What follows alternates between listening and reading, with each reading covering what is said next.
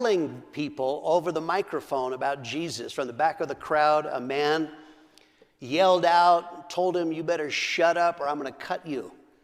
And Ron said, I just didn't feel that I should stop. And he kept on preaching, kept on saying. Sure enough, this man smashed a quart bottle of beer and came with the intention of cutting him.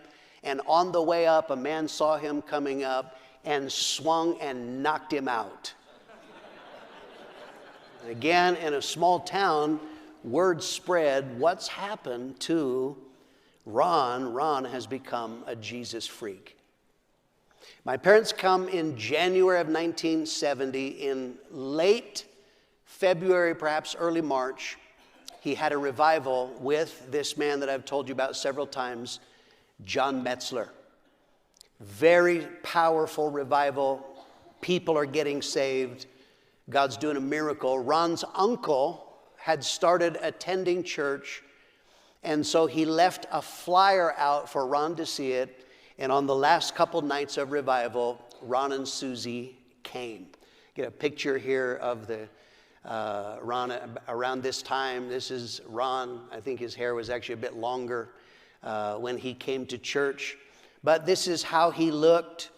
And unlike the other church that, first of all, hassled you about your hair, my dad welcomed them. Now, I want you to understand this.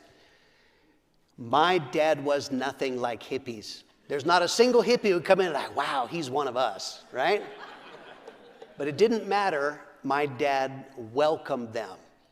Began talking with Ron. Ron was telling about how I was witnessing to people, having Bible studies, and Ron and Susie were very generous, as they often would feed the people that would come to their house. And so after the revival, when it finished, my dad found out where they lived and showed up at their house with a couple of sacks of groceries.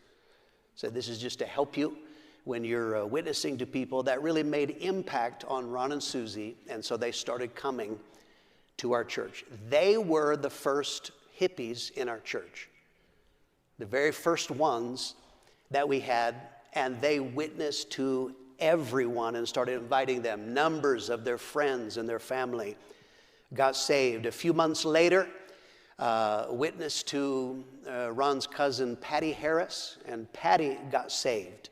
And then a short time later, her husband Jack, he was the one in the car with him, scoring drugs when Ron got saved. Jack and Patty now came in, and my dad also welcomed them, not worrying about what they looked like. He was glad that they got saved. So here's a lesson.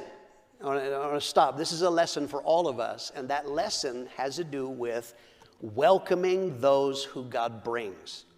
Luke 15, 1 and 2. Who has that? There's no scripture? Oh, we don't have it. Scribal error. Then all the tax collectors and sinners drew near to him to hear him. The Pharisees and scribes complained, saying, "This man receives sinners and eats with them." Okay, so sinners are drawn to Jesus and religious people are complaining. You see how things never change? So here's the question. Many of you have been praying for revival. We're praying, God, give us national revival. God, give us revival in our city. God, give us revival in our church. Okay, if God brings people who are nothing like you, if you're praying for revival, are you actually saying, God, please bring people who look like me, think like me, vote like me? What happens if they don't? What happens if they look wild and crazy? What happens if their beliefs, their politics are nothing like yours?